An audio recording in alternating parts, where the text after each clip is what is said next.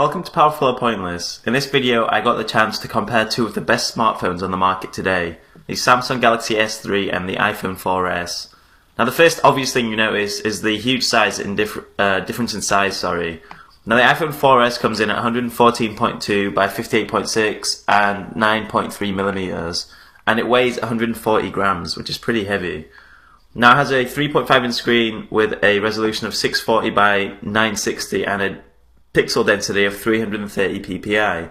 Now compare that to the Samsung's huge 136.6, 70.6 and 8.6 millimeters, which is actually slightly thinner than the iPhone but a lot wider and taller, and 133 grams it weighs, which is actually less than the iPhone, so they've done a good job there. Now the Samsung, the benefit of the huge size of the phone is the screen obviously, which is a 4.8 inch screen with a full HD resolution of 720 by 1280 pixels, and it has a pixel density slightly lower than the iPhone at 306 ppi. Now, when I'm talking about size, I'm going to mention two differences as well. The back cover can come off the Samsung, so you have access to the battery and you can put a micro SD card in there, memory card. You can't do that on the iPhone, and both phones use micro SIMs. Now, do I prefer the larger size? Yes, there are huge benefits to having a big screen, but when using the phone with one hand, it's much easier to use the iPhone when you can reach the corner with your thumb and stuff, and it's not as easy on the Samsung because of the large screen obviously, but there are benefits of having a huge screen at the same time. So now we're getting on to the differences between the operating systems, and I've got in the video now, you can see this pop-up play thing with the video.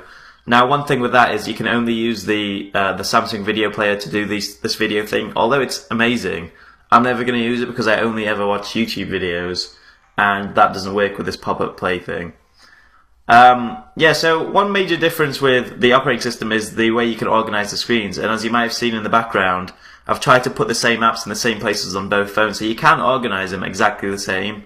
But the difference is on the iPhone, everything you see on the apps page is everything on the phone, whereas on the Samsung you can hide stuff in the apps menu and then have loads of stuff on your home pages too.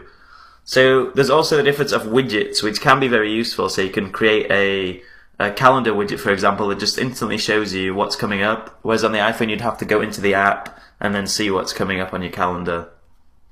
So much more customizable on Android devices, and it works really well on the S3. Now I'm just showing you browser speeds right now, loading Powerful or Pointless, and you can see speeds are pretty much the same. Zooming in and out is smooth on both phones. Now one thing I noticed, zooming out, as you see on the Samsung there, the screen disappears for a split second, whereas on the iPhone it doesn't, and I don't know why that happens because the S3 is much more powerful. I think it's just the way the browsers work on Android. But both amazingly fast browsers, and obviously I'm showing you here, zooming in, you can see that the text is really clear as well. So now onto the power of the phones. Now the power of these phones are very different, but actually the performance is pretty similar. So I'm just going to bring up GTA 3 on both phones to show you how they run on the Samsung and the iPhone while I tell you about the power. So the iPhone, which is a lot older than the Samsung, has a dual-core 1 GHz processor and 512 megabytes of RAM, whereas the Samsung has a beastie quad-core 1.4 GHz processor with 1 GB of RAM. Now, this Samsung runs a lot smoother than the HTC One X, which has similar specs.